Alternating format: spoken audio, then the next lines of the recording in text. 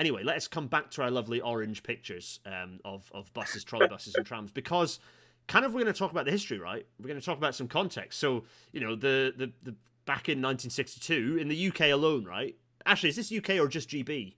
The data. That's the UK. Yes. So is it also Ireland, Republic of Ireland, or is it just Northern Ireland and England, Wales, Scotland? It's only, I don't know if it includes Northern Ireland or not, actually, to be honest. But I mean, there was only one in Belfast anyway, apart from the Derry system that closed in 1919. There you go. So it could be not the Republic, no. Yeah. So we'll say GB, but possibly it also includes Northern Ireland. But by 1962, kind of we've got this. We've got all these wonderful systems, but in GB by 1962 we'd had 161 tram systems close.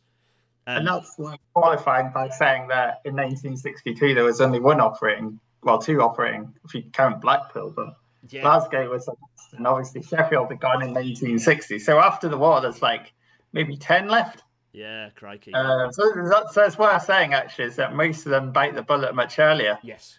Than this even, right? So. Yeah, that plays a little bit into the railway. David talks about this a little bit. We've got this blinkered view that all the bad stuff happened post-war, but actually this was a long period of decline that had started even before the First World War. Actually, as the motor, the motor bus had started becoming increasingly popular and affordable. So 1962 trams. What about trolley buses? Well, by 1972.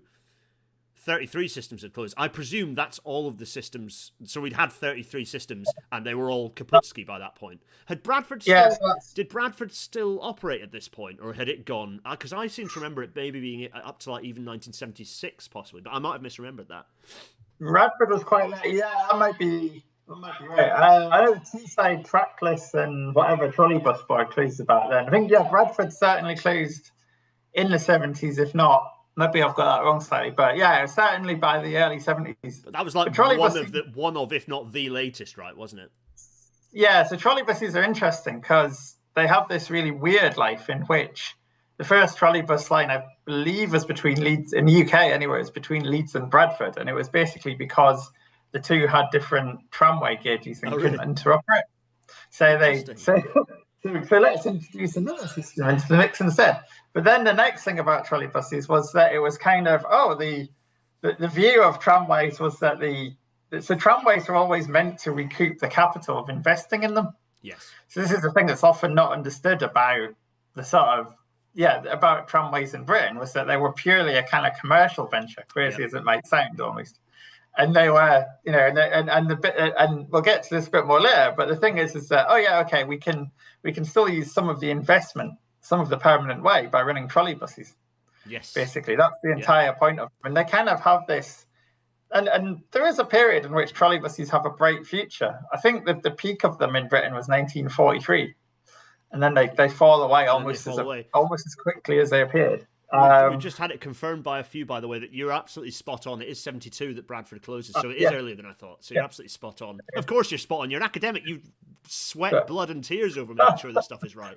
It tends to be the enthusiasts that try and check up on you.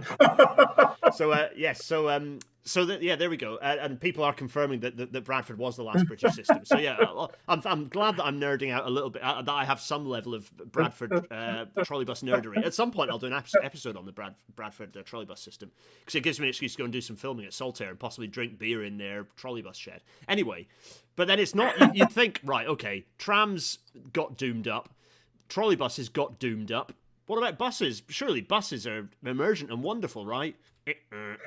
Because then, having gone, so basically this logic, and we'll talk about this history in more detail. I don't know, I'm jumping ahead a bit, but kind of trams were considered, well, there's all this heavy infrastructure, and that's limiting because you can't be flexible. So actually, but trolley buses can be more flexible. But actually, essentially, trolley buses are as restricted as trams are. Really, okay, they can sort of drive around if there's a hole in the road or something. They've got a minimal additional bit of flexibility, but actually they're about as limited as trams were. But then buses, people are like, oh, buses are the future, fantastic. And then we have deregulation and a load of services get cut. And we're still having services getting cut to this day. So yeah, deregulation arrives, and it's bad news all around. So yeah, I don't know, Kevin, if you wanted to sort of bullet point or put a bit of punctuation on that one. Well, I think the deregulation thing's interesting because it's a sort of well, okay, so the buses thing's interesting from the start because there's a sort of, oh, why would we not want buses? You know, they're flexible, they run in the normal road traffic, all this kind of thing. But that's also the problem with them, right? Yeah. And because then you might as well just get a car, almost. It's kind of that's literally it, isn't it? It's like this kind of lowest common denominator destination for the attitude of thinking, oh, it's a business, therefore, and then you end up just degrading it and degrading it and degrading it. Yeah. Well, I mean, I think to be fair, okay, we could. So that period, the interesting thing is that period from about 72 to 86. So certainly, that sort of period. That's probably the biggest window when transport in Britain is briefly not seen as an industry. Yeah. But at least by the left, and then. Yeah. But I mean, it's kind of, but yeah, it's complicated. Anybody out there wants to do a PhD on transport history, look at the PTEs. There's masses to talk about. Yeah, very underexplored. It's an absolute rich seam. Yeah. The interesting thing is that the deregulation happens in, I think, the same year exactly, actually, that the metropolitan counties are broken up. Yes. So that means that the power of the metropolitan counties decreases at the same time as the PTEs. They keep going and they keep getting subsidies from the new councils, or the boroughs. But the interesting thing is that they kind of retreat into rail. So this is why you get, 2 or 3 years later, to link back to the Paces thing, they're suing BR over Paces. Yeah. Because it's the main thing they can control. So they get more interested in rail after that, and start chucking a lot more resources at rail because they kind of give up on buses gradually. Yeah. So it's a big. But the other thing that's quite interesting about the 80s period is that you've got this sort of. There probably needs to be. You could probably do a whole episode on bus deregulation. Oh, we will. Because it's about this. It's a similar sort of what I would call. I've never been able to publish this yet, but there's basically this thing that I would call the sort of market romantics, which is this kind of group of people who believe that, if it's kind of like Liz Truss, but much earlier. It's like, if only you chuck it onto the free market, then the market will provide. Buses unchained. You get this wonderful.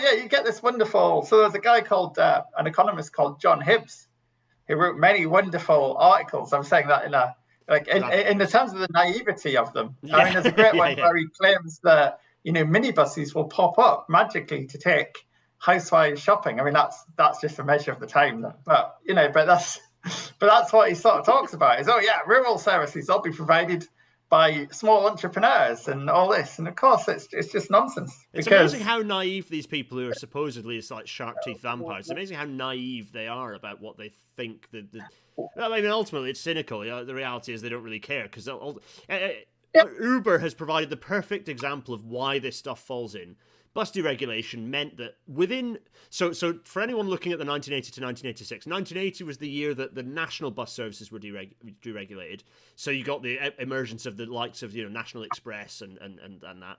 1986 was the year that the local bus networks were atomized and deregulated. So that kind of that period. So I've said 1980 to 1986, but really deregulation then continued a bit because obviously you had that process of the dispersal and then the coagulation of bus companies. But you had, just as with Uber in more recent years, Uber pretending to be some magical solve-all for transport, you had huge high density of buses competing with each other on high density corridors to the point of being completely wrecking any sort of level of efficiency, capacity, and usefulness. And then you basically had services anywhere rural being cut as much as they possibly could be to the point of where there still remains some level of public service obligation, which is exactly what Uber did. Uber pitched themselves as we're going to solve all those problems of all the people who can't get onto public transport because they're at the fringes. And I think New Zealand did some very good studies specifically looking at the density of operations. And immediately Uber you could not get an Uber anywhere rural, and all the Uber operation was within the heart of the city where public transport was most effective.